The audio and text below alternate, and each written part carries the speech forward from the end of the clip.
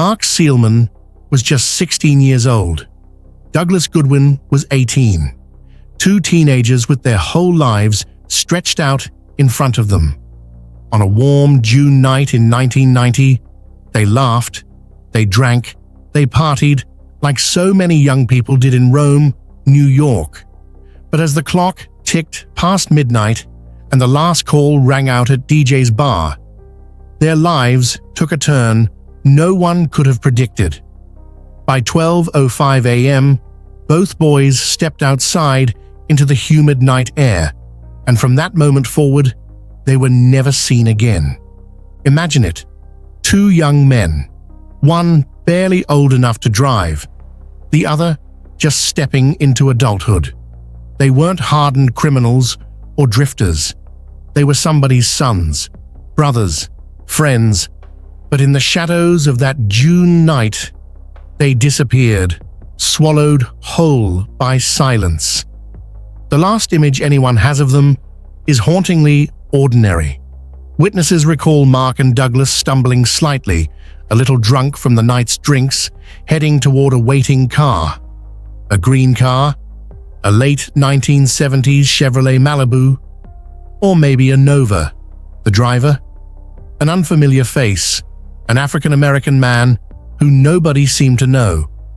The teens slid inside, doors slammed shut, the headlights cut across the street, and then the vehicle drove off into the night. That was it. Their trail ended there. No frantic phone calls to friends, no sightings in the days that followed, not even a hint of where they might have gone. Just two young men who stepped into a stranger's car and simply vanished. Police speculated they may have been headed toward Utica, maybe chasing another party or following some impulsive plan. But if that were true, why didn't they show up? Why didn't they call home? Why did every single lead collapse into nothing? For the families of Mark Seelman and Douglas Goodwin, that night became a nightmare that never ended. Each day that passed brought more questions and fewer answers. And then, as the months turned into years, the case grew colder. What happened that night? Who was driving that green car? And why has the truth remained hidden for more than 3 decades? This is the story of two boys lost in the dark, and a search that would take investigators and divers deep beneath the surface of New York's waters, in hopes of finding answers at the bottom of a river. The night of June 6, 1990, in Rome, New York, felt like any other small-town summer night. The streets buzzed with life, young people moving from house parties to bars, trying to stretch out the evening before the responsibilities of the next day caught up. For Mark Seelman, just 16 years old, and Douglas Goodwin, at 18, this was a chance to live in the moment. Neither of them could have known it would be their last night alive in the eyes of those who loved them. At some point during that evening, the boys found their way to DJ's bar, a neighborhood hangout in the 6400 block of Martin Street. The bar wasn't the flashiest place in town. It wasn't supposed to be. It was the kind of spot where the jukebox played classic rock, the lights were dim, the regulars knew one another, and the drinks were cheap. Eyewitnesses would later confirm that both boys were drinking heavily. This detail, small as it may seem, would later complicate the investigation. If Mark and Douglas were intoxicated, their judgment would have been clouded.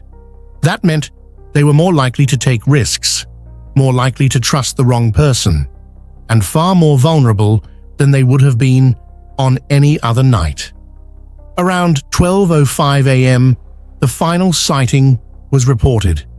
The bar's door swung open, the summer air cutting into the smoky, beer-scented atmosphere inside. Two teenagers stepped out into the night.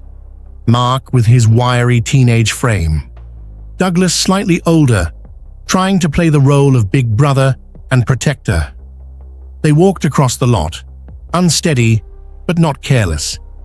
They had somewhere to go, or at least that's how it seemed. Then came the car. Witnesses described it as green, likely a late 1970s Chevrolet Malibu or Chevrolet Nova, the kind of boxy, American-made car you'd see in small towns across the state. Not new, not flashy, just ordinary. But inside that car sat an unidentified African-American male, someone nobody at the bar seemed to recognize. He wasn't a friend of the boys, not a familiar local face, just a stranger in a green car, waiting in the dark. Some say the boys hesitated. Others insist they slipped inside without pause, maybe lured by the promise of a ride, maybe by the allure of another party. No matter the reason, they opened those car doors, climbed in, and closed them shut. That sound, the thud of two car doors slamming, was the last definitive moment anyone heard from Mark Seelman and Douglas Goodwin. The car rolled away, its taillights glowing briefly in the distance, before melting into the blackness of night. And then, silence. In the hours that followed, there were no calls to friends, no stop at a diner, no word to family. Two young men who had spent the night drinking, laughing, and celebrating were gone. By morning, when they hadn't shown up anywhere, alarm began to set in. Parents called friends. Friends called each other. No one knew where Mark and Douglas had gone. The two had never just vanished like this before. They didn't have money. They didn't have plans to run away. They didn't even have a car of their own that night. All they had was the ride they took from a stranger in a green vehicle. When police began piecing together the timeline, they found themselves stuck almost immediately. The problem was simple. Every lead ended at the same place: the bar, the parking lot, the green car. Beyond that, the trail was gone. Speculation swirled. Authorities suggested the boys might have been heading to Utica, a bigger city not far away, known for its nightlife. Perhaps they were chasing another party or following someone they'd just met. But that theory raised its own questions. If they went willingly, why didn't anyone hear from them again? Why was there not a single confirmed sighting after they left Rome? And so, the case began to fracture between two possibilities. One, that Mark and Douglas had chosen to disappear, maybe in a haze of alcohol and reckless youth. Or two, that something darker had happened, that the stranger in the green car was no good Samaritan, but a predator, that the boys never made it to Utica, because they never made it out of Rome alive. For the families, those first days stretched into weeks. Hope was still alive then. Maybe they had just run off. Maybe they'd show up sheepish, ashamed, but safe. But as time went on, and no phone calls came, hope slowly began to erode. In the absence of answers, one question loomed larger than all the rest. What really happened inside that green car? The first 48 hours in any missing persons case are critical. For Mark Seelman and Douglas Goodwin, those hours passed with more questions than answers. Police began canvassing the area, starting with the bar where the boys were last seen. They interviewed patrons, staff, and anyone who might have spotted the two teens outside. The picture that emerged was fragmented, frustrating, and filled with contradictions. Yes, multiple witnesses confirmed seeing Mark and Douglas leave DJ's bar shortly after midnight. Yes, they were described as intoxicated, but not incapacitated. And yes, the mysterious green car was real. Described consistently as a late 70s Chevrolet Malibu or Nova. But beyond those details, the investigation fell apart. Who was the African-American male behind the wheel? Nobody seemed to know. Some thought he was older, perhaps in his 20s. Others described him as closer to the boy's age. Was he a stranger passing through? A local face the bargoers simply didn't recognize? Every description was vague, slippery, like trying to hold water in your hands. Police floated the theory that the boys may have been headed toward Utica, a larger city nearby, but no one could explain why. They had no confirmed connections there, no plans to meet anyone. It was a guess, nothing more, born out of desperation to explain the unexplainable. What made the situation even murkier was their state of intoxication. Being drunk gave investigators an easy out. They were young, reckless, maybe they took off, some suggested. But to the families of Mark and Douglas, that theory felt hollow. Running away would require resources, money, clothes, food. Neither boy had any of that. Neither was prepared to vanish into the world. The families pushed for more answers, but the deeper police dug, the thinner the trail became. There were no calls made from payphones, no sightings on highways, no credit card activity. It was as if the night had swallowed them whole.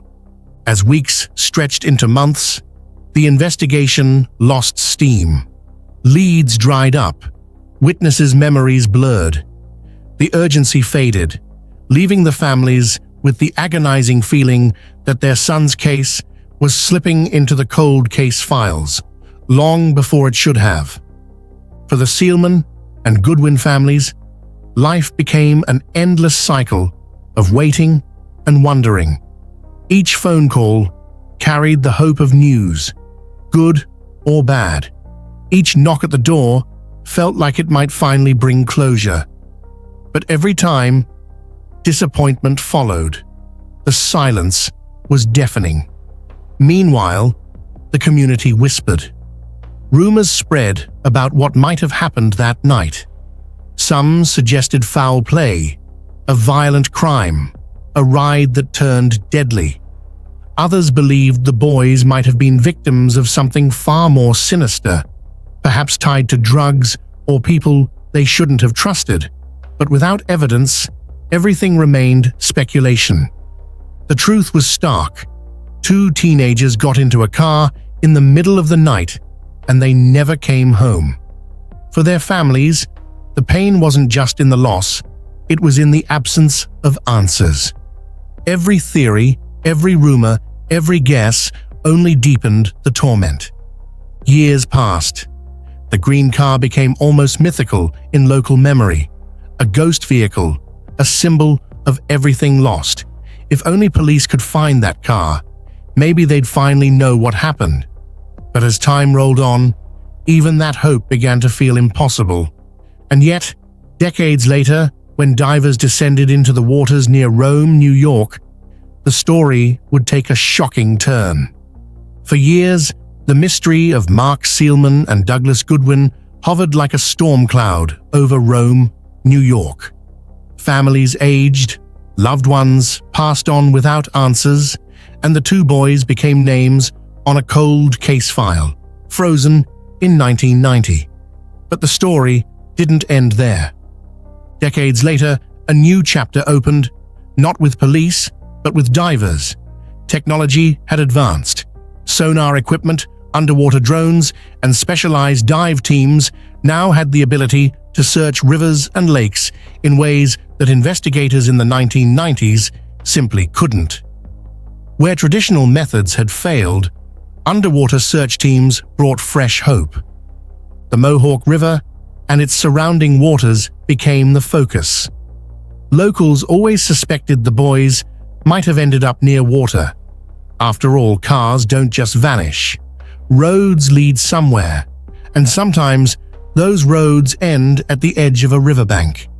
As divers swept the murky depths, sonar screens began to light up with images, shapes that didn't belong, outlines of vehicles resting silently at the bottom. Each discovery brought adrenaline. Could this be it? Could this be the green car witnesses swore they saw the boys climb into? On one dive, they hit on something remarkable. Sitting in the silt and darkness, was a 1960s to 1970s green vehicle. The description sent shivers down spines. It was the exact type of car tied to that June night in 1990, a Chevrolet Malibu, or perhaps a Nova. The details blurred by decades of rust and river water, but unmistakably, it was a green car from the right era. Not far away, another discovery added to the eerie feeling.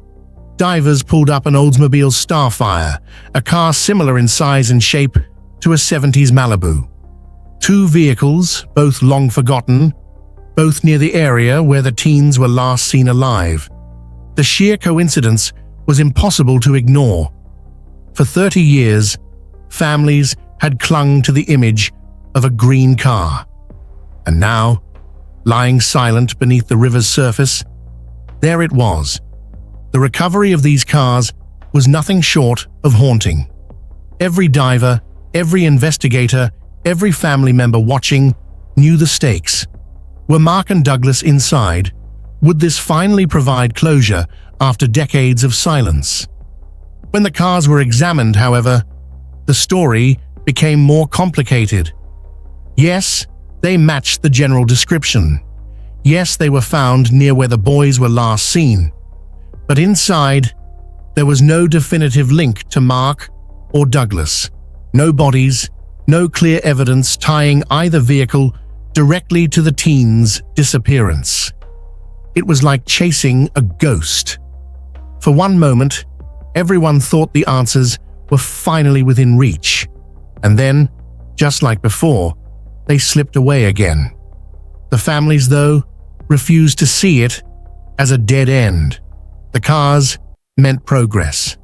Proof that even after decades, the river still had secrets to give up. Proof that maybe, just maybe, the truth wasn't lost forever. For those who have followed the case, the image of divers hauling rusted green metal from the water has become unforgettable. It was more than a search. It was a resurrection of hope. But the discovery also left behind an even more painful question. If these cars weren't tied to Mark and Douglas, then where are they? More than 3 decades have passed since Mark Seelman and Douglas Goodwin stepped into that green car on a summer night in 1990. 35 years of birthdays missed. 35 years of empty chairs at family dinners. 35 years of silence that no one has been able to break. For the families, the search has never ended. They've endured endless speculation, dead-end theories, and the crushing disappointment of leads that turned to nothing. They've lived with the knowledge that their boys didn't just walk away. Something happened that night. Something dark. And someone, somewhere, still knows the truth. The discovery of vehicles in the river gave them hope. For a brief, electrifying moment, it felt as though closure was within reach. The rusted green car raised their hopes higher than they had been in years. But when no bodies were found, when no evidence tied those vehicles directly to Mark or Douglas, the heartbreak returned. What lingers now is a mystery that refuses to die. 2 boys, one just 16, the other barely 18, gone without a trace. A green car, a stranger no one could name, and a silence that has lasted far too long. This is what makes their story so haunting. Not just the disappearance, but the void it left behind. The endless what-ifs, the sleepless nights, the lives lived in the shadow of unanswered questions. For the families, closure has remained just out of reach, like something seen in the corner of your eye, but gone when you turn your head. And that's the truth about cases like these. Sometimes it isn't just about what we find, it's about what remains missing. If you've made it this far into the story, ask yourself, what would you do if it was your brother, your son, your friend who vanished that night? Would you ever stop looking? Would you ever stop hoping? For Mark Seelman and Douglas Goodwin, the hope is that one day the truth will rise to the surface. Until then, their families, and now all of us, carry the weight of their disappearance. And if you believe their story deserves to be heard, if you want more people to know about Mark and Douglas, then do me a favor. Like this video, leave a comment for their families, and share it with someone else. Because the more voices we have, keeping their names alive, the harder it is for the world to forget them.